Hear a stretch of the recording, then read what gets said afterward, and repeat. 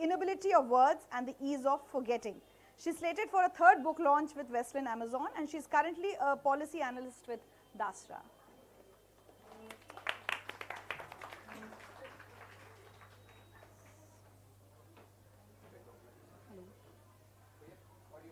Is this fine?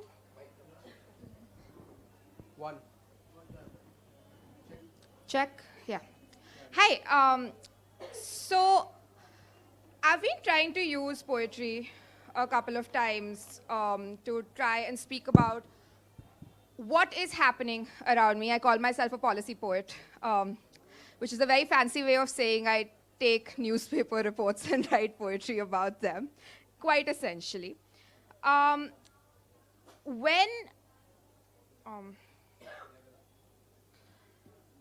When I think about what's happening around me, I get a little scared. You know how people talk about, तुम्हारी बेटी नहीं है, तुम्हारी बहन नहीं है. अब मेरी तो बेटी है नहीं, I'm 22. I hope I don't have a daughter anytime soon. But every time I think about the fact that I might have a child and bring her to this world, I think about what kind of world I bring her to. And it's a scary idea. It's a very terrifying idea because I will be bringing her into a world where my no doesn't mean much, and nor will hers. I'll be bringing her to a world where every time she talks about being stalked or harassed, somebody's going to stand up and say, but not all men. That's not a very pleasant idea. Not all men know that I've marked numbers into my skin and I put a tally mark for every month of the 7 years I once read about. I read that my skin, flesh, muscle, bone will all be new and they won't hold the shadows of claws ripping at them. Not all men suppose they realize that women walk checkpoint to checkpoint, a game of chase played with safety, each flood of silver street light, the only space between witness offered to her being and a why was she there alone at night? Not all men see how women weave in and out of checkered lights in a parking lot, keys thrust out between knuckles, knees bent into a crouch, eyes flickering window to window, as if they could stop horror from being real if they just saw it before it lunged. Not all men know how it feels when your skin feels like an alien, like a lie slipped on every morning, when you can't look into a mirror and call its entire expanse your own because someone chose to grip your fate by its root and pull it out strand by strand till you were left stripped of every truth. Not all men grasp the meaning of yes, all women. I wonder if any of them know how it feels to be told that your body is a live, unstable pile of explosives and the air around you is filled with angry sparks just trying to seek space between your bones to burn your being down to ground. Not all men, of course. Definitely not all men, but just enough. Now, every time I think of this ephemeral idea of a child, I see a daughter, because I don't know what I would do with a son. You know, the whole idea is that we can teach our daughters to be better. We can teach our daughters to be safer, to hide, to come back home on time. But what happens when you have a son? I wouldn't know what to do with a son. I wouldn't know how to teach him how to be gentle. I wouldn't know how to ask him to put down the weapons that he has honed from years of training. I wouldn't know if I had it in me to allow him to bleed. I don't know if by raising a son, would I be unleashing a monster into the world, or would I be creating a better one? These are questions that I don't have answers to. But there is something that I can do. I can build a soft man. I can build a man with forgiveness in his hands. I can build a man with kindness. He can hold the world gently. He can hold the world soft enough to make it hurt less. I can hold his hand and teach him how to be accountable. I can teach him that the words he speaks have power. I can teach him that this power is to be used for good. I can probably create a new dictionary for him in which the thesaurus of his tongue does not hold mine and own as definitions that cannot be changed. I could possibly change his idea of violence. I could show him that there is violence in nurturing too, and that he must hold it steady. I could. But that requires me to think of the words I personally use. Which is why I've been thinking of the words we use in general. You know, when I was about 14, I realized that there's something called eve teasing. Then I realized that there's a chapter that says something about outraging the modesty of a woman. How did the entire sum of my being become about my modesty? How is it that my modesty is more than my physical presence? Now think of the fairy tales we've been reading out to our daughters, where you have a princess in a tower who's rescued, and she's just sitting there, and you're telling girls that you must need a Prince Charming. I've been writing fairy tales for my daughter for when she crawls into bed with me and demands a world to drown into. I've been sharpening the dull words I was given as a girl into weapons, edges honed into skin waiting to be broken if it tries to smother her. I've been coloring in gowns that the princesses I knew wore. They are darker now, with razor blades hidden in places where corsets once sat. I've been lacing black magic into the spells the fairies once said, words of power that taste like forbidden fruit and overripe, dripping pomegranates. I've been replacing the wands with daggers, two strapped to her thighs for when she faces enchanted brambles and knows how to cut her own way out of them. I've been gently erasing out the princes and putting mirrors with incantations written on their back instead. They will reflect back to her a dragon with claws and flames. I have been learning how to teach her how to breathe fire and spread her wings. Someday, she'll fly off the ledge of her own tower and inhale men to exhale herself. Thank you, ladies and gentlemen. Thank you so much, Harnit. And as I said earlier, we are taking our campaign Talking Stalking forward, and we are here to discuss the proposal to make stalking a non-bailable offence. And we have with us here Member of Parliament, Dr. Shashi Tharoor, and co-founder Quint, Mr. Raghav Behel. Can we welcome both of them with a big round of applause?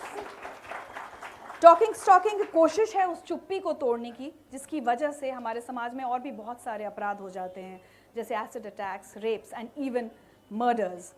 And the thought, the idea of talking stalking took birth after the Chandigarh car stalking case of Varnika Kundu. But how did it actually take shape and became what it is today? Let's hear from Quint co-founder Ritu Kapoor. Now just to say that, you know, Varnika here is with us, and when Varnika's story of her being stalked on the way back from work broke, our newsroom wasn't just reporting a news, it was an angry newsroom because a lot of us could identify with returning home from work late in the night and the reminder that you could be unsafe. In fact, if you would do a show of hands in the newsroom, asking if someone had been stalked, I think virtually every hand would have gone up. And so we decided, and we also saw the conversation that her fight back against the stalkers generated on social media. So we decided to make the Quint a platform where people could come in and talk about their experiences. We thought, you know, a few people would write in, but to our surprise, we were inundated with people writing in on their experiences. And one of the the themes that was recurring with every mail and every message that came in was that they found no recourse. Going to the cops was impossible. The law was very, very far away. And one of the things that friends and family were advising them against repeatedly is, listen, just keep quiet, shut up, because what if the guy comes back, or what if the girl comes back to take revenge? What if the stalker tries to hit back? Which is when we decided that we needed to do more than just run another campaign, as we call it, and we need to look for solutions. And that's what we're going to talk about, because our team, led by Quint Neon's Garvita and our in-house Vakil Sahab, we call him Vakasha, they've been driving the campaign, and I'm not going to talk more about it because that's pretty much what's going to play out through the evening. Thank you, Ritu. And since we've been talking about Varnika Kundu's case, let's first take a look at the video of what happened, how, why, and where. Hey ladies, getting stalked, being harassed, abused online, trolled with rape threats? Worry not, we have the solution to all your woes. Silence. Just keep quiet and it'll all be fine. Were you considering complaining against your stalker? Lodging an FIR? Chup raho behan, chup raho. But why? Here's why. Chapter 1, first, they ignore you. Please hai ki nahi? Chapter 2, then they mock you. अरे why did she have to get so angry? गाड़ी के पीछे chase ही तो कर रहा था यार. मतलब touch वच तो कर पाया ही नहीं. Why the fuss? Chapter 3, then they shame you. दारू पीती है ये लड़की. इतनी देर रात को बाहर क्यों थी वो? Quick revision. First, they ignore you. 64 की स्टेटमेंट में लड़की में कहीं भी किडनैपिंग का जिक्र नहीं हुआ है. Then they mock you. The family of the accused are now defaming the girl on social media. Then they shame you. रात में 12:30 बजे क्या कर रही थी सड़कों में घूम करके? And then you win.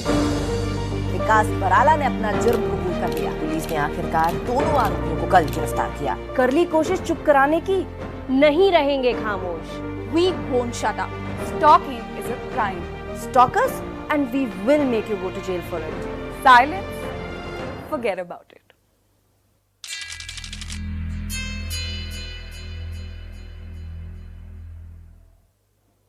So talking, stalking, Chuppi Todo, and Varnika has also started a petition on change.org. And Varnika is right here with us. I would like to invite her onto the stage to share her experiences or probably talk about the petition that you've started.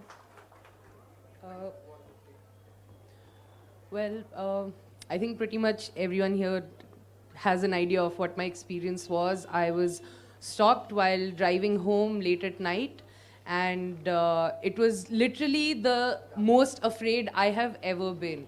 And while I'm going through that, those men actually seem to be enjoying themselves. And I didn't know if I'd make it home that night. I didn't know what I was going to do, whether or not I was actually going to escape.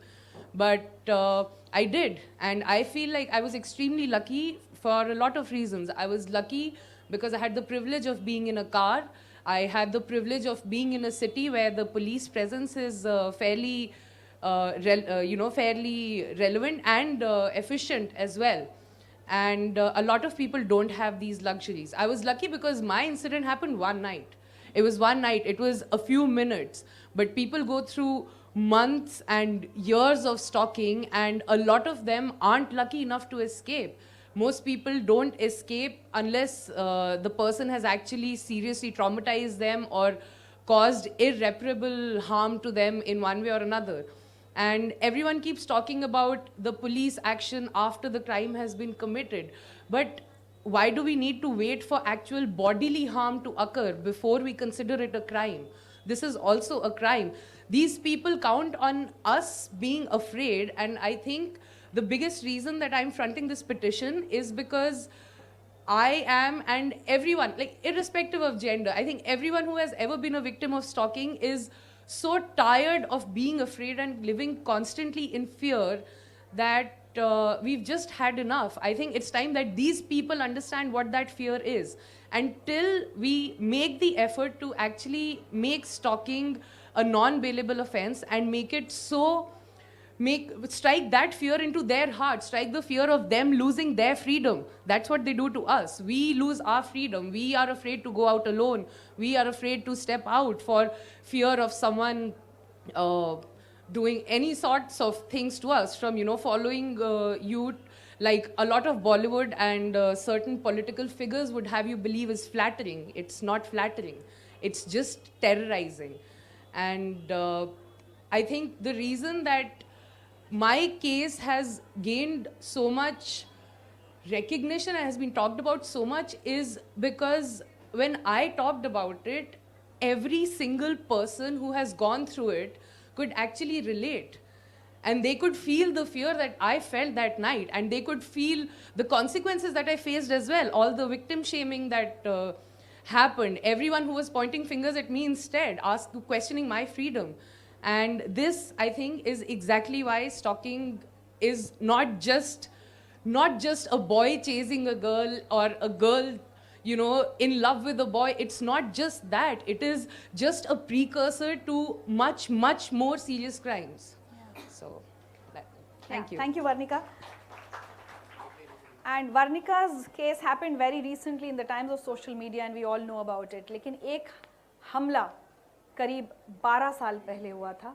एक 15 साल की लड़की के चेहरे पर तेज़ाब फेंका गया था और उस पर तेज़ाब फेंकने वाला उसका स्टॉकर था. Laxmi has fought a very, very long battle for justice, and she's fought a long battle to stop acid attacks in this country. Let's take a look at her story as well.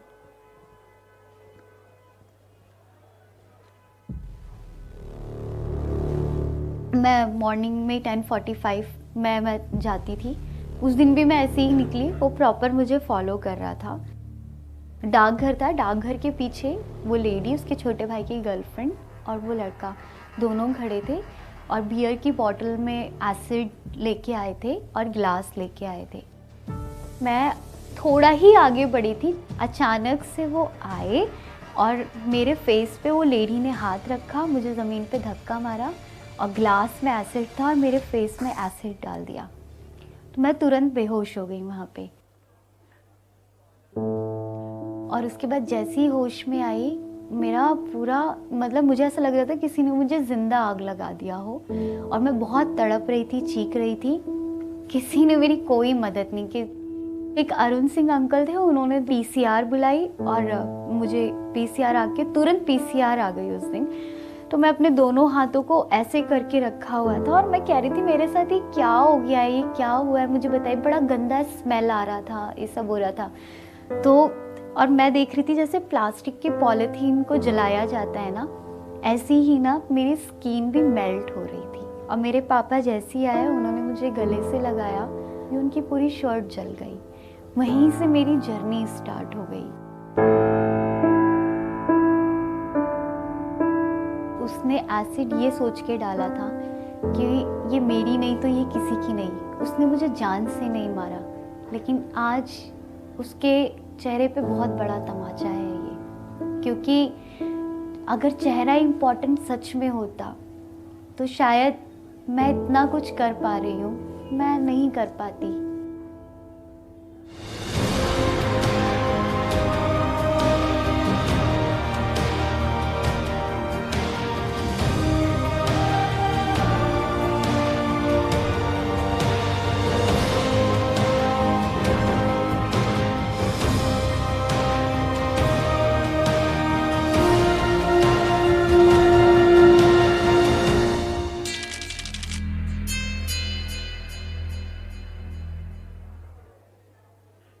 So Laxmi is an inspiration, an example of breaking the silence. उन्होंने चुप्पी तोड़ी थी और एक लंबा संघर्ष किया था. लक्ष्मी हमारे साथ हैं. लक्ष्मी, मैं आपको आमंत्रित करना चाहूँगी. Please come and share your experiences, your thoughts on the campaign with us.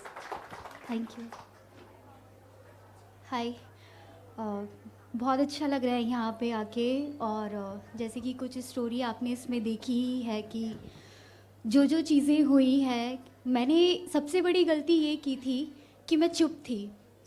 क्योंकि अटैक के 10 महीने पहले ही वो लड़का मुझे लगातार परेशान कर रहा था और मैं अपनी फैमिली को ये बात बोल ही नहीं रही थी।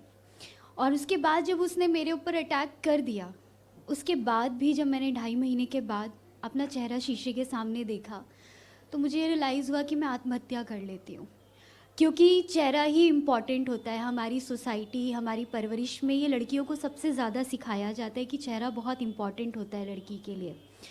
तो उस वक्त में मैं शीशे में देख के जब बात कर रही थी तो ये रियलाइज़ हुआ कि नहीं लक्ष्मी, तुम 2 मिनट में एक बार मरोगी, तुम फाइनली मर जाओगी। जो माँ तुम्हारे लिए 2.5 महीने नहीं नहाई और जो पिता 2.5 महीने तुम्हारे लिए सोए नहीं, जिसको मैं गलत सोच रही थी जिनके बारे में कि वो लोग गलत हैं, अगर मैं उनको बोल दूंगी कि ये लड़का मुझे परेशान कर रहा है, जैसे मैंने ये भी बताया था कि जब भी हम अपने पेरेंट्स को बोलते हैं कि वो लड़का हमें परेशान कर रहा है, हमेशा पापा का रिस्पॉन्स होता है, तुम ही इस दुनिया में बहुत सुंदर लड़की नहीं हो जो लड़के तुम्हें परेशान कर रहे हैं। इस दुनिया में बहुत सुंदर सुंदर लड़कियां हैं जिसके पीछे लड़के पढ़ते हैं, नहीं पढ़ते हैं, तुम ही एक रह गई हो क्या। तब वो एक डर, वो एक सपना जो मैं आगे कुछ करने का सपना, तो उस टाइम पे यही लगा कि नहीं, अब तो पेरेंट्स को बोलना पड़ेगा कि मैं इस चेहरे के साथ ज़िंदा नहीं रह सकती। यही गलती मैंने पहले की थी उनसे बात ना करके, यही गलती मैं अब भी करूँगी। आखिरकार में जिसने क्राइम किया है उसकी जीत होगी और मेरी हार होगी, और मैं नहीं हारूंगी। और मैंने उस टाइम पे ज़रूरी समझा पेरेंट्स से बात करना। जब मैंने अपने पेरेंट्स से बात किया तो पापा ने मुझे बहुत अच्छे से समझाया, वही पिता जिससे मैं डर रही थी कहीं ना कहीं। तो उन्होंने बड़े अच्छे से मेरे सर पे हाथ रखा और मुझे कहा, एक दिन वो वक्त आएगा, तुम बहुत आगे जाओगी, तुम्हें इसी चेहरे से प्यार होगा, तुम देखना। वो इस दुनिया में नहीं है, लेकिन उनकी बातें आज तक मुझे बहुत हिम्मत देती है। उन्होंने ही मुझे इतना आगे बढ़ाया। अटैक के बाद भी उस लड़के ने मुझे इतनी हिम्मत थी कि उसने मुझे कॉल किया और उसके बाद भी कहा कि मैं शादी करना चाहता हूँ, और कोर्ट में भी यही बात कहा, और जज ने भी कहा कि वो आज भी तुमसे शादी करना चाहता है। तो मैंने उनसे कहा, कोर्ट में एकदम क्लियर बोला, उसने मेरा चेहरा बदला है, मेरा दिल नहीं बदला है। मेरा दिल तब भी वैसा था ना, और आज भी ना है।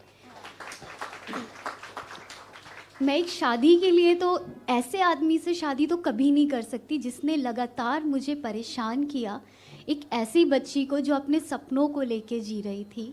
तो उस वक्त में मुझे लगा कि नहीं, अब और नहीं हो सकता। फिर मैंने अपने आप से एक बहुत बड़ा चैलेंज लिया 2009 में।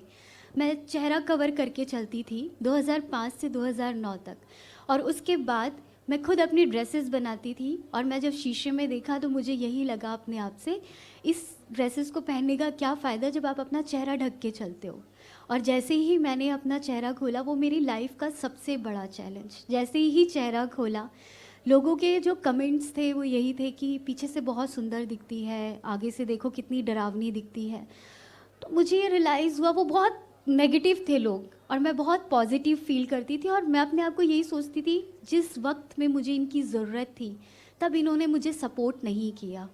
मैं आज भी ऐसे ही चलूँगी। चेहरा वो क्रिमिनल ढके, मैं क्यों अपना चेहरा ढकूँ। इस सोसाइटी को शर्म आनी चाहिए कि पता चलना चाहिए कि इसी सोसाइटी की मैं वही लड़की हूँ, किसी के साथ भी ये क्राइम हो सकता है, किसी की बेटी के साथ, किसी के बेटे के साथ, किसी के साथ भी हो सकता है। और लोगों को शर्म आए, उस क्रिमिनल को नहीं, उन लोगों को जिन लोगों ने मुझे रिजेक्ट कर दिया और उस क्रिमिनल को एक्सेप्ट कर लिया। वो इसलिए क्योंकि अटैक के 1 महीने के बाद ही उस लड़के की शादी हो गई, मुझे रिजेक्ट कर दिया। कौन वो पेरेंट्स होंगे जिसने अपनी बेटी एक क्रिमिनल को दी, और कौन वो बेटी होगी जिसने उसको अपना पति बनाया। जब मैं कोर्ट में जाती थी तो वो दोनों हस्बैंड वाइफ ऐसे खड़े होते थे जैसे किसी गार्डन में आए हो। मुझे वही सारी चीज़ें देख के बहुत गुस्सा आता था। और उसके बाद जो सोसाइटी मेरे साथ करती थी, मैं उसका अपोजिट थी। मैं बहुत पॉजिटिव सोचती थी। अगर मैं आगे नहीं निकलती, क्योंकि मैं विक्टिम बन के नहीं जीना चाहती थी। मैं एक सर्वाइवर हूँ, मेरा एक नाम है, और मुझे नहीं जीना ऐसी ज़िंदगी जहाँ पे एक विक्टिमाइज़ किया जाए और मुझे बेचारी कहा जाए। मैं कोई बेचारी नहीं हूँ, मेरी भी एक लाइफ है, मुझे एक लाइफ मिली और उसे पूरी तरीके से जीने का अधिकार है मुझे। चुप वो लोग चुप रहे, मैं क्यों चुप रहूं। शर्म उनको आए, मुझे क्यों आए। इसीलिए मैं फ्रीली अपनी लाइफ को लेके चलती हूँ, आज भी खुल के चलती हूँ। आज मैंने अपनी जगह खुद बनाई है। हम हमेशा कहते हैं हमें कोई सपोर्ट नहीं करता है, वो इसलिए क्योंकि आप खुद को सपोर्ट नहीं करते हैं। आपको खुद को सपोर्ट करना होगा, तब आपको कोई सपोर्ट करेगा। Thank you. Wonderful. That was so motivating and so beautiful, Laxmi. Thank you so much. और हम अपना पैनल डिस्कशन शुरू करें उससे पहले there is a very special message from Kamini Jaiswal, a very senior advocate, और जिन्होंने ये प्रपोजल तैयार करने में क्विंट की टीम की मदद भी की है।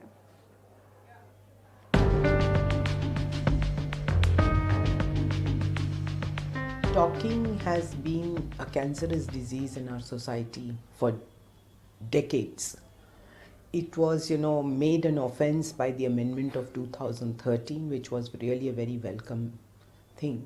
But, we always have these knee-jerk reactions because even though 354 has been there on the statute book, which is outraging the modesty of a woman, but not many cases were reported and not many cases are taken seriously. The first thing we have to do is that make our investigating agencies very sensitive to the issue of stalking, of what a woman's honor means, and how seriously they should take these cases. I am really, very gladdened that you people are taking up this and wanting to enlarge the scope of 354D, because 354D has been brought in and stalking has been defined in 354D. But one of the things in 354D is that it is gender-based. Now, we are talking of adultery to also be include a woman can also commit adultery. So therefore, in the same sense, now if we are talking of equality, we are talking of women coming in the forefront, we are talking of women coming in the field of various, corporate places and all other things. So therefore, I think now we have to get to the root of it, and the move to one, make it a non-bailable offence, and two, for it to make it gender neutral, I think is a very welcome thing. And I do wish you all the support, and I do hope that the parliamentarians will, help you, and it will not, lie like a bill in the dustbin like all other bills which are introduced and nothing comes about it. And it should not be a knee-jerk reaction like Nirbhaya happened, so therefore the amendment of 2013 was taken up seriously. But we should not wait for another Nirbhaya or any such thing to happen for these amendments to come about, and it should be dealt with expeditiously by the parliament and given priority like all other things. Okay, so talking about amendments, and we have our eminent panelists here. May we invite on stage Dr. Shashi Tharoor, Member of Parliament, and he has agreed to take it up in the Parliament. So, and we have with us Karuna Nandy, a senior advocate, and she's also been instrumental in drafting the proposal to make stalking a non-bailable offence. And we have Geeta Nambisanji, who's the director of Jagori.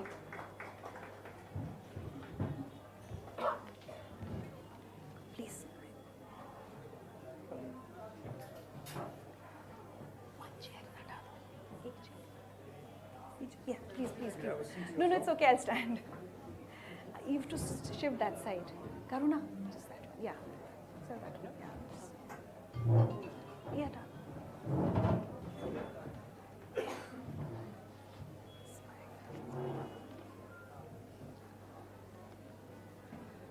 So my first question would obviously be to Karuna.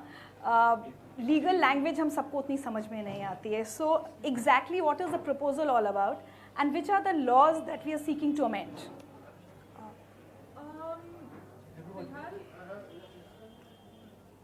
Can you hear me at the back? Yeah? How many people are comfortable in English? And only in Hindi? Okay, well. फिलहाल stocking का हिंदी में बहुत अजीब सा अटपटा सा शब्द है, पीछा करना. तो जब पार्लियामेंट में, जब लोकसभा में 2013 वाला बिल टेबल किया था, तो तब डिस्कशन भी बड़ा अटपटा था. शरद यादव जी ने कहा लेकिन हम तो कॉलेज में हम लड़कियों का पीछा करते ही थे, तो इसमें क्या बात हुई. बीजेपी के भी लोग थे, मेरे ख्याल से एक भोला सिंह जी थे, जिन्होंने ऐसी बात कही थी. और उसी टाइम पे मेरे ख्याल से, as far as I can remember, Sushma Swaraj ji got up and left. Now I don't know whether it's because of what her party members said or not. The result of it, unfortunately, was that even though the cabinet had made sure that stalking would be a non-bailable offence.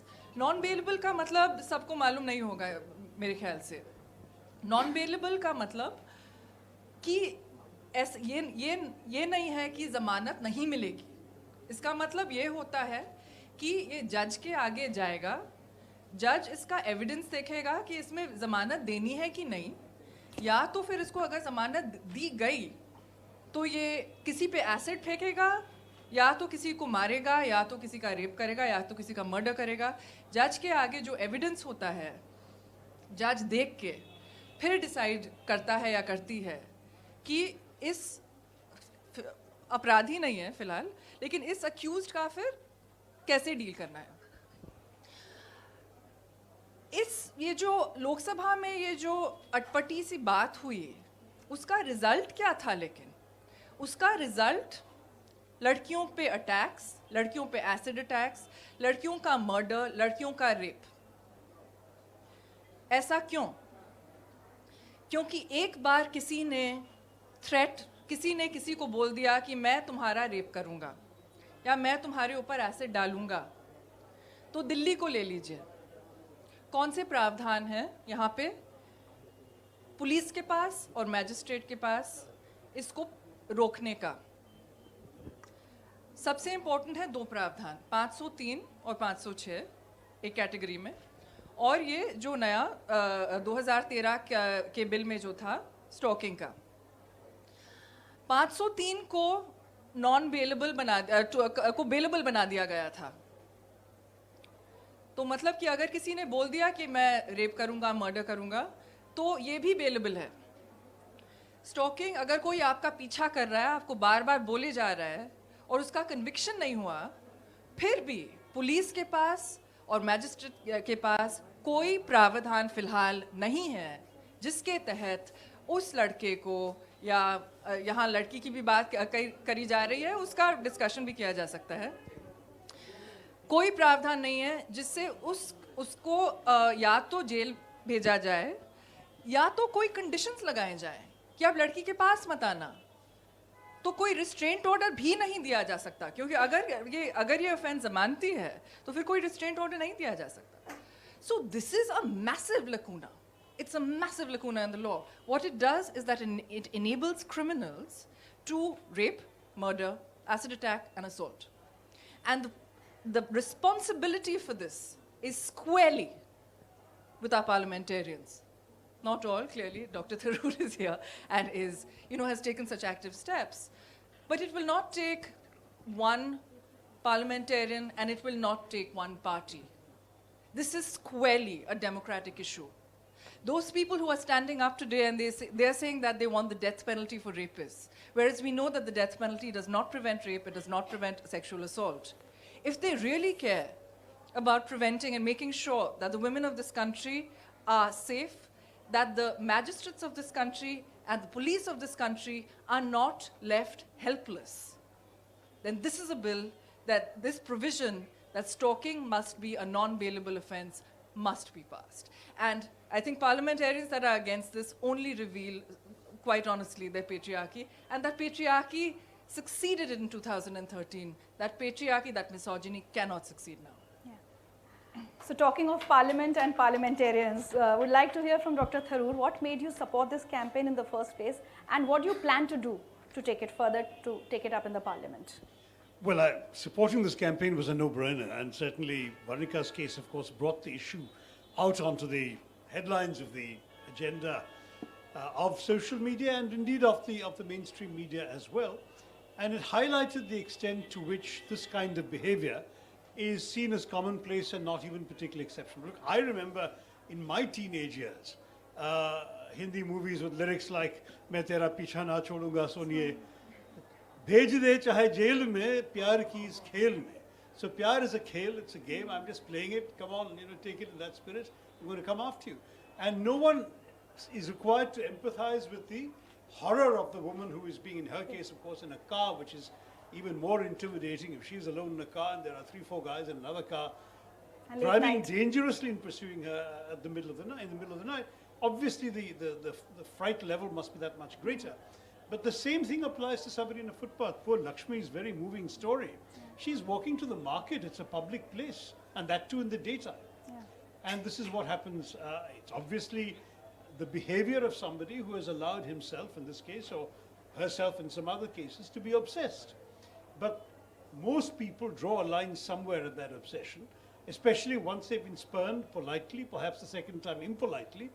They know better and they go on and get on with their lives. But some people don't know how to accept being spurned or being rejected or being told they're not good enough, and their misbehavior then extends to all these things that Karuna mentioned: attacks, acid, sadly, slashings have happened, and in 1 or 2 cases we know about, and probably many more we don't know about, rape and murder. Murders. So we're looking at something so serious that the very fact that the existing law minimizes it is actually quite shameful. Now, I was in Parliament in 2013, but I have to admit the bill passed very quickly. It was seen much more in the context of the description of the broader definition of rape at that time, because the Nirbhaya case was very much in people's minds. The bill passed in the second week of February, if I remember correctly. The tragedy to Nirbhaya had happened in the middle of December. So it was all very fresh, very emotional, very dramatic. Justice Verma's commission had done some remarkable work, but very quickly. And even though this particular recommendation was not Justice Verma's, he had recommended that stalking should in fact be a non-bailable offence. But we gather that some political parties were not so keen on being so quote-unquote tough on these stalkers, and in the desire to get a bill passed. This is something that happens very often in Parliament. When a government is piloting a bill, what happens is the government says, we have a political imperative, the public wants a bill. So if we have to compromise here or there to make one party happy or that party happy, let's do it. So basically the bill is out and we can focus on a legislative victory. And I think that's what happened, and people didn't really pay much attention to the fine print until something like this happened, and Varnika's case highlighted the fact that an offence like this means even if the offender is arrested, he can really pop out of jail immediately because bail is his right, rather than, as Karuna was explaining, having to go before a judge, having to lay out, having to hear the evidence about his behavior, and then having to have the judge decide whether he poses a risk to the person he's been stalking. All of which does not happen when you have a non-bailable offence.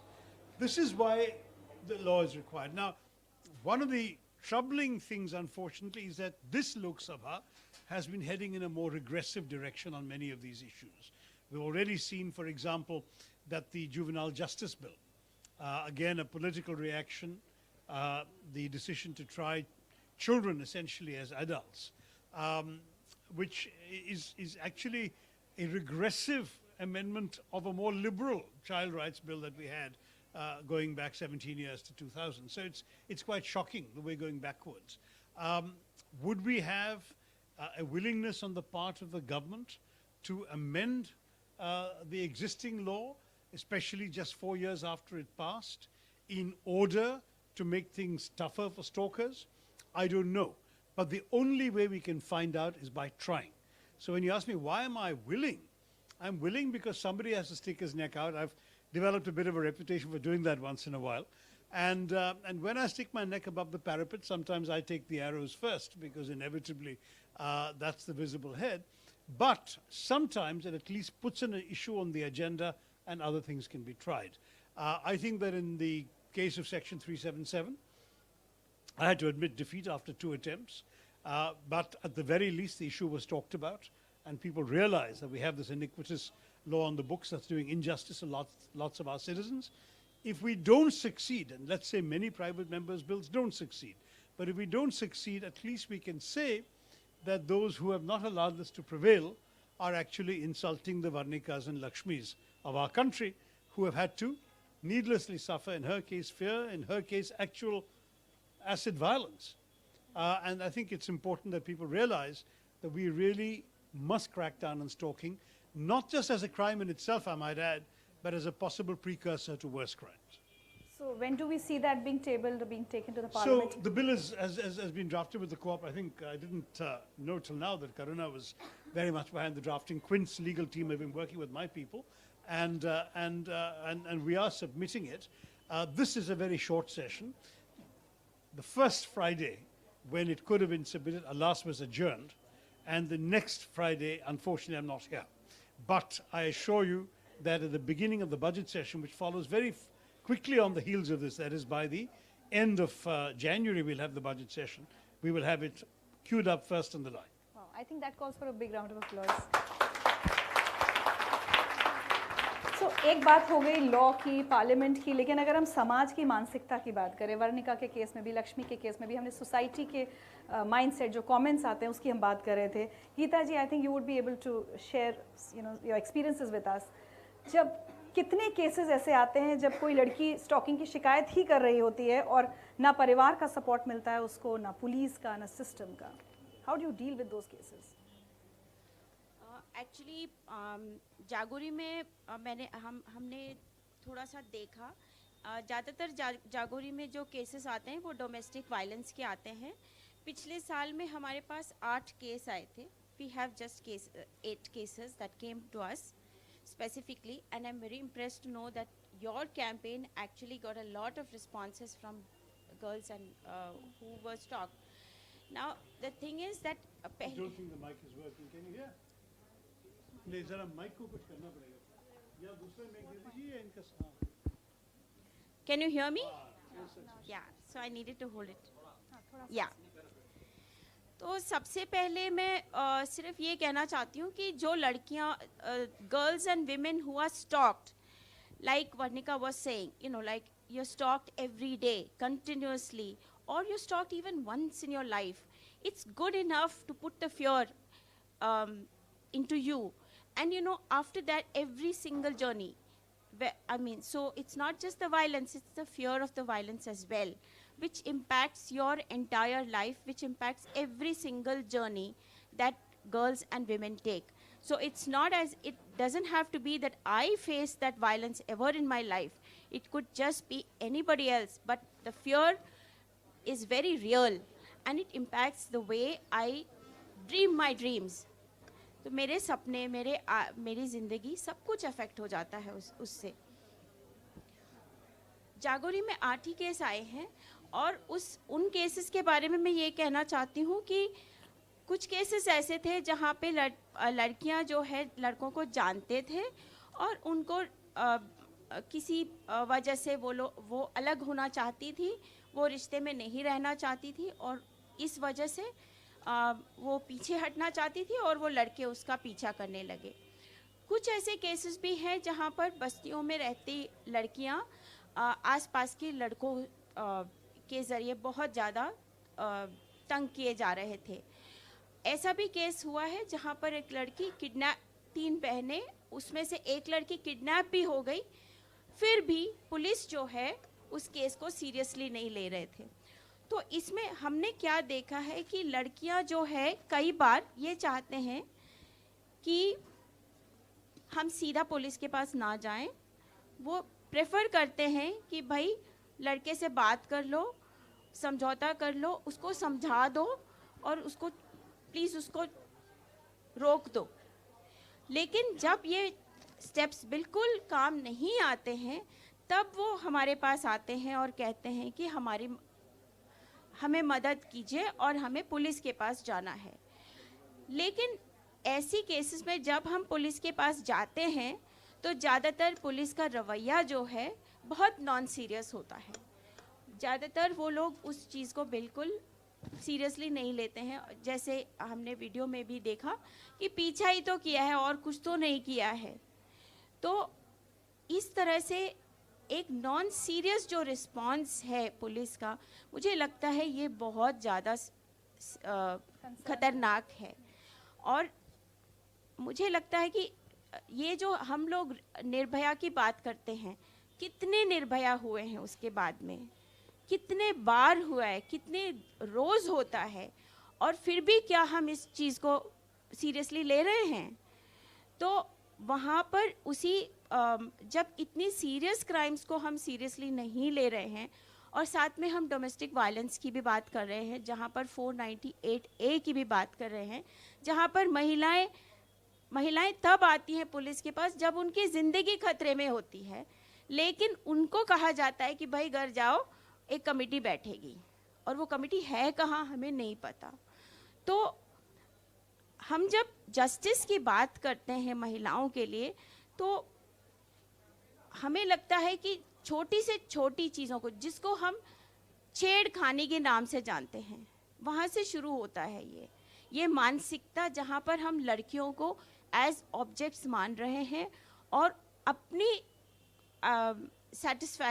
क्या बोलते हैं, अपनी किसी masculinity को prove करने के लिए या अपनी पावर को एस्टैब्लिश करने के लिए हम लोग यूज़ करते हैं। But right there, it needs to be nipped in the bud right there. Exactly. You know, so I feel that the more we start taking these kinds of crimes very seriously, the less we will have the larger crimes happening, because people will recognize what's most important really is, yes, we need the laws, and that's why the laws came in 2013, and we are grateful that laws came.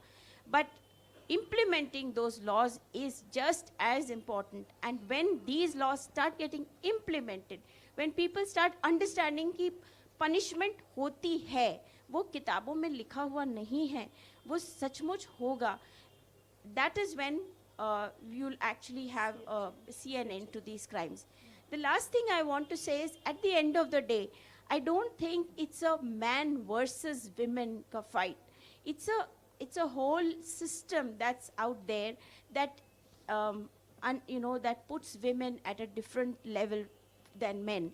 And really, I feel that it's very important to work on that consistently, building it into, and one of the poems that was recited earlier on during the evening about how would I bring up my sons, I think that is so critical, because we bring up our daughters saying how do we protect them from violence, but we need to bring up our men to say, how do you deal with rejection, how do you, what meaning do you give to that, and how do you live in a more human way. Karuna, Geeta ji mentioned 498A, and I'm reminded of that typical argument. How do you fight that कि misuse होगा, आप इसको non-bailable बना देंगे तो इसका misuse होगा. How do you fight that counter argument? What is stalking? Where does the word stalking come from? It comes from the animal kingdom. It comes from an animal quietly and effectively trying to hunt its prey. We have other offenses. We have murder, we have cheating, we have, name it. Why is it that only when it comes to women, and only when it comes to offenses against women, that people start talking about misuse? Those of us who practice in the commercial litigation know, because it's used all the time, that Section 420 on cheating and the provisions on fraud, the provisions on criminal breach of trust, are consistently used even when there is just a breakdown of contract, right? Is there a national outcry about this? No. The problem is this. The problem is that when you are used to a life of privilege, equality feels like oppression. And so the challenge then is to make sure that so that other people can be human, some people give up some of their control over those other people. And some people reduce what it is, the sort of power they have, and so that others can increase it. And I think this is absolutely essential. Now, the thing is that what became quite clear to me in the 2013 Parliament discussion is that we are really quite a country of stalkers, you know? We have a lot of stalkers in this country. We have stalkers in our movies, we have stalkers in our parliament, and, you know, we have stalkers, well, clearly, they admitted it, right? They पीछा करते हैं, कहा था. And, you know, I think this idea that it's charming is something that sort of comes from a much more deep-rooted idea that a woman must keep saying no, no, no, no, no, and a man must keep saying, you know, pursuing, right? So this is something that I think that is more basic. The point, though, is that once a woman does say no, once she does bring herself to say no, and let us be clear that this is not necessarily an easy thing. Women are brought up to be polite, brought up not to offend, brought up to be aware of the backlash, right? Brought up not to go to the authorities, brought up to do a sulah, brought up to go to an NGO and not go to the police. The point at which somebody goes to the police is not the point at which you want to say, you know what, this is going to continue. And as you mentioned, the song "Tera Picha Na Chodunga" se lekar ab "Tera Picha Karu to Tokne Ka Nahi." So it's been, you know, we need to talk about the media role, but we are getting questions on our Facebook Live also, and there's a question from Vaibhav Mathur saying, how important is the role of the centre and the state government in coming together and resolving the situation? Well, actually, there is no question that because law and order is a state subject, the states have a rather important role to play. But national legislation on this subject is entirely appropriate. Indeed, what we're talking about is amending a national law. So you don't actually need to bring the majority of states on board. At this point, you can pass the law and we would expect state governments to implement it. But having said that, the importance of getting the law changed is quite simply to send a signal. Right now, the sense of impunity that many stalkers have is compounded by the fact that the offence is non-bailable. In other words, you're essentially saying, I beg your pardon, that the offence is bailable. You're essentially saying, theek hai, you know, if at all anything goes wrong, you can be out of there quickly and you can carry on without being affected very much. The moment you amend the law and make it bailable, you're saying we're taking this act more seriously than we used to, and therefore everybody who might be tempted to behave this way is on notice. Now, Karuna's right that sadly after 2013 there have been more cases of rape and violence and everything else against women. It's not that one law stops everything. And human beings are human beings, and unfortunately changing behavior patterns and attitudes is a long process. But that doesn't mean that you don't start somewhere. And clearly the time to start on this is right now, because as I said, with Varnika's case, at least there is this tremendous awareness that it can happen to anybody and it can be done by anybody. The perpetrator in her case is rather the sort of influential son of a powerful man. And these things inevitably have a coloring on the willingness of the person who is being stalked to actually go ahead and complain. And now what's interesting in all of this is that there is now a bit of a current. You've got the campaign going at Quint. The public is reacting. We have a full house here today and God knows how many more listening in on Facebook Live. I think if public opinion can be changed, that itself will have a positive effect. What people, see, when we heard that song, Tera Picha Na Chodunga, everyone assumed that was the norm, that there was nothing wrong with it. Today, we're hearing much more of this campaign. People are going to realize, no, that is not right. That the experiences of the women who've suffered from this are telling you that this is wrong. And that wrongness is what the campaign should convey. Dr. Tharoor, but making a law is not enough. We have many laws. Why can't the governments be more serious about ensuring the implementation of that law? That is a very fair question to which there is no easy answer. In fact, when you pass a law, how often is it that anybody does even a study about the impact and working of the law? We have, I think the Supreme Court suggested in 2008 there should be something like a judicial impact assessment of a law. How will it impact the judiciary? But we've never actually done a sort of social impact assessment of laws as to how has it worked in society. We pass laws all the time. In fact, every year you're adding to the laws, though we are also now abolishing a few really, really obscure ones. But by and large, the number of laws goes up, but there's no real detailed appreciation, and certainly not in Parliament, about how the laws have worked in practice. The other thing is that, of course, the laws are meant to benefit real human beings. Are those real human beings telling us in some sort of institutionalized feedback mechanism whether the law has served them well or not? Frankly, the answer is no.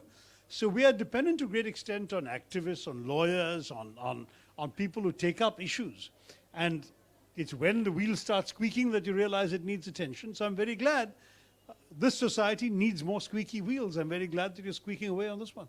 And as we said, there's a petition on change.org from Varnika. Yes, I've if tweeted you that haven't petition. signed it yet, please go and sign. Yeah, We'll sign. take two questions from the audience, but before that, Karuna, there's a question. Any stats on what's the male and female ratio being stalked? So are we only talking about stalking, where women and girls are victims, or overall in this proposal? Well, at the moment, the perpetrator and the victim are not gender neutral, they're both gender specific. So we don't have the comparative data from the National Crime Records Bureau. Just one thing I did want to say before the questions open up. While Dr. Tharoor's point is very well taken, that even if this bill fails, it will not have been a failure, because just to table it is something important. I think it's very important to remember that it only failed at the last minute in Parliament the last time. There should be an awareness now that Parliament has therefore caused, and I'm making a strong statement, but I make it responsibly, that Parliament has therefore caused a large number of women to be attacked by acid, to be raped, to be killed, to be placed in a position of fear while coming home from work that they absolutely did not need to be. That is a mistake that it is very easy to redress. While Dr. Tharoor has, sort of taken the responsibility of tabling the bill, I think it would be safe to say that he does not seek to take ownership of it, in the sense that there are, he would invite and welcome, right, others to come. If I may just very quickly finish. Tathagat Satpathy in 2013 made an inspiring and extremely important speech in Parliament at that time, saying that stalking should be made non-bailable at the first instance. He talked about stalking. There were many other parliamentarians, and I hope that those of you who are in the media will be watching. And will the Congress issue a whip? Will the Congress make sure that the MPs are there and they are voting? They can't just be progressive on paper, they have to put their money where their mouths are. It can't just be Dr. Tharoor on his own. Is the BJP going to show up? Is the BJD going to show up as a party? Is the Trinamool Congress going to show up? Who will show up? And the people that do not show up, the people that do not issue whips, let us be clear about who we are voting for here. Very nice. If I may just join Karuna on that. In fact, when she talked about ownership of the bill, absolutely, ownership is the least important thing. In fact, I was going to suggest to those of you behind the campaign that what you should do with all the material and the support you've amassed, with Varnika's petition, with the elements in this campaign, with the public reaction you've collected, is to go and see the Minister for Women and Child Development, Maneka Gandhi, and tell her, this is how strongly the public is feeling. Would you, the government, be willing to sponsor the bill? I'll be very happy to surrender the bill to them. Because what is most effective, be very honest, in our system, is if the government takes ownership, not if an individual does. We've seen this, in fact, in a bad sense as well. Quite recently, Tiruchi Shiva's bill on transgender rights, which passed the Rajya Sabha, got stalled in the Lok Sabha, and the government said, no, we'll do our own bill. But their bill is so much more regressive that transgenders are now up in arms saying that the rights that they had hoped they would be acquiring through Tiruchi Shiva's bill, the private member's bill, essentially been stymied. But there is no question that when the government introduces a bill, an identical subject, the private member's bill always gets sidelined. And because the government has the votes to pass it, it's always the government's version that's going to prevail. So, tactically, and in terms of this question of ownership, the best thing we could do for the cause is to get the government to buy in. If we can persuade Maneka Gandhi this is something she should do, and that she should get the government to put forward this amendment, I'll be very happy to step aside and to vote for her amendment. But this amendment will have a better chance coming from the government. So when Karuna says, will the BJP show up, I can tell you, if the government chooses not to adopt it, the BJP will not show up to vote for it. That's very simple. They're there to help the government. Congress? No, Congress, frankly, on this issue, I think will be entirely sympathetic. In the bill that Congress had drafted in 2013, it was in fact a non-bailable offence. It was approved by the cabinet as a non-bailable offence. The surrender was to, in order to get the bill's passage. Some members, including I have to say some UPA members, were not so keen on this aspect. And in order to bring as many parties along as possible, this was dropped. Perfect. So we'll take quickly 2 questions from the audience, but just 2 time. Garvita, you'll have to. And please try and keep the questions short and crisp and focused. Hello, this is a direct question, very simply posing that the recent incident that happened in the Kerala school, where there is a great boundary line between boys and girls, and where many boys from very background areas make a utopian idea and they have to derive from films and social media from there.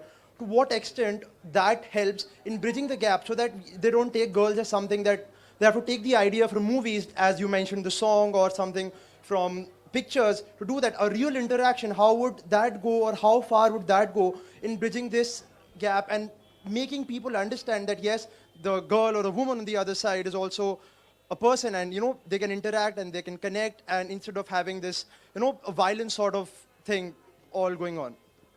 Now, I'm not sure I got the thrust of your question, because the fact is that in that particular incident, the two were friends, and the boy hugged her. It was entirely consensual. She was not complaining about being hugged. It was the school that overreacted.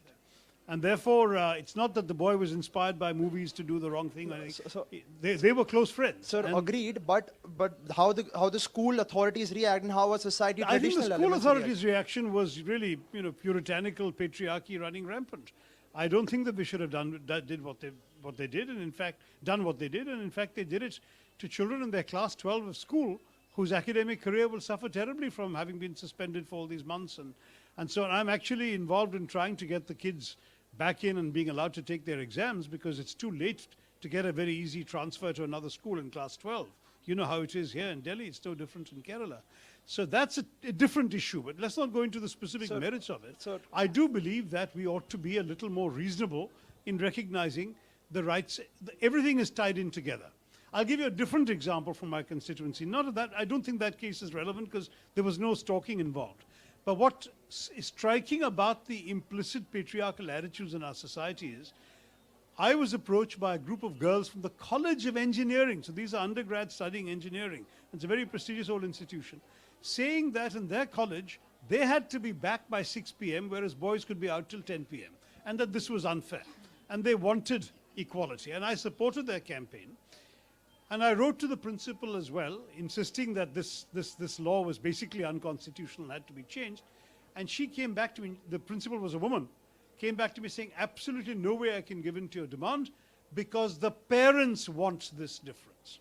So you're stuck in a society in which the attitudes of the children's of course, these are very often over 18, so they're not really children, but anyway, the young people's protectors, namely their parents, are then transferred onto the institutions where they are working or studying, and as a result, the freedom of women is being infringed. So in a society where everyone from family to school says girls can't be out on their own after 6 o'clock, what might happen to them? Then you get the kind of thing we saw in that video, the Varnika video, where when something does happen, because a girl's gone out to work or has a job that keeps her out late, or for that matter, let her go to a movie or have a party, how does it matter? The fact that she's out is then held against her, even by her protectors. So this is the challenge of social attitudes we're also facing, and that's why I think we do need to, all of us, change our mindsets quite a bit. Yeah, we'll take one more question, but please keep it focused around stalking and the proposal if you wish to. So the mic. Garvita, who has the mic? Hello sir, मेरा ये सवाल है कि बात ये सोच बदलने की है, नज़रिया बदलने की है। जब अमिताभ बच्चन साहब बहू लाते हैं मांगलिक करके, तो उस सोच पर भी आपको कुछ बोलने की ज़रूरत होगी। आई थिंक यहाँ पर ये रेलेवेंट नहीं है। मैं कैसे नहीं रेलेवेंट है मैम? स्टॉकिंग से रिलेटेड। लेकिन आप ठीक ही बोले कि सोच बदलना चाहिए हमारे समाज में, और ऐसे विषय के ऊपर बात करके सोच जरा सा बदल सकेंगे।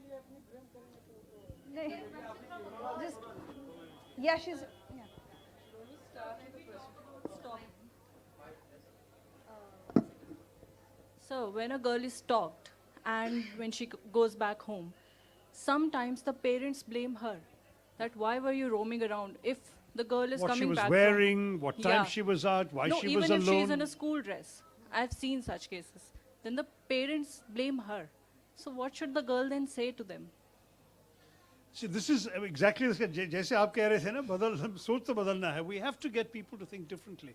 Our parents have, and you know, I'm a parent and I don't have daughters, therefore I'm the wrong person to answer this. But parents inevitably are protective of their children, and I suspect that one of the reasons that parents are tough on girls is because they feel they've let themselves down in not being sufficiently protective, in allowing their girl to have been in a position where she was harassed or stalked or whatever. But what's tragic about this is they're not recognizing that it was not the girl who did anything wrong, it was the person who did what he did, the stalker, who should be blamed. Now, the parent doesn't have the stalker handy to attack, and therefore they blame them. Why did you put yourself in this position? But honestly, I think that, you know, society is relatively slow to change, but change has come. I mean, your generation honestly enjoys freedoms that, say, women of my generation couldn't take for granted. Change will come, and you really have to keep fighting for it. So, Varnika wants to answer your question. Look, I didn't do anything wrong. I wasn't inviting, but let Varnika answer it. Well, I was also going to say that, and also, you know, ask them to enroll her in self-defense classes. It's as simple as that. I keep talking about this a lot because I know that the confidence that, you know, I have gotten, and a lot of my presence of mind and awareness that came that night was because I have practiced it. And I feel like the fear that we feel is the fear that they would feel if they know that the girl can, like, one kick in the right place and the boy is out. It's as simple as that. So, you know, it sounds trivial, but martial arts and its basic self-defense, any sort of self-defense, is the key to making a huge difference in not letting them see us as the weaker sex anymore.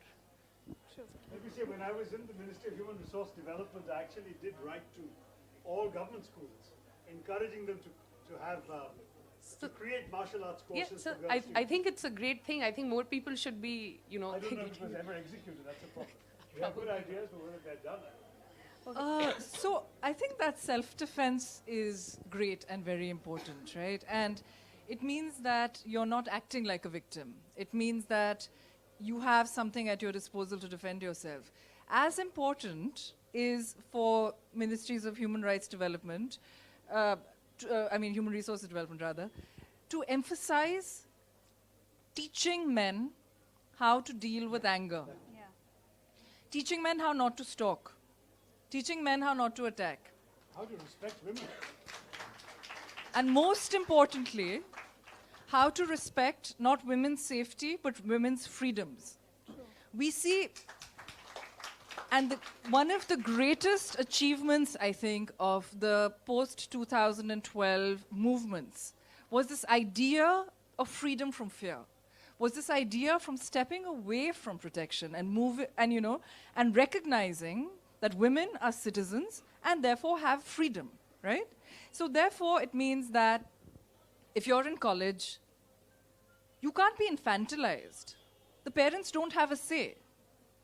College is not a sort of chastity belt between your parents' house and your husband's house. You know? That's not the responsibility of the hostel. So, I mean, sometimes, you know, you have girls who are sent to college so that they are more marriageable, you know. And so when you are going home, you asked the question originally, right? When you go home and your parents say to you that usne tumhara picha kyun kiya? What is the answer then? The answer is that I am a citizen of this country. I have a right not to be stalked. I have a right to go out for a walk in the middle of the night if I feel like it. The fact that I am stalked is not my fault. You know? And I think that idea of protecting the freedom of the people we love and supporting the freedom of the people that we care about is extremely important, as opposed to just the idea of protection. true. Because what you end up with otherwise is Hadiya's father. That's who you end up with.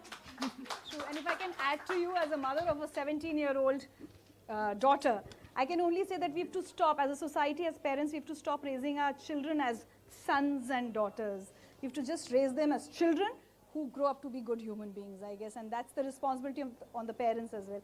Thank you so much. Can we have a big round of applause for our panelists? And just give me 2 more seconds. I would like to invite co-founder of Quint, Ritu Kapoor, to give the vote of thanks. Sorry, I'll do this really quickly. Just a quick one is thank you to all those people who have written into us, who pushed the Quint, then to look for solutions. Please keep writing in.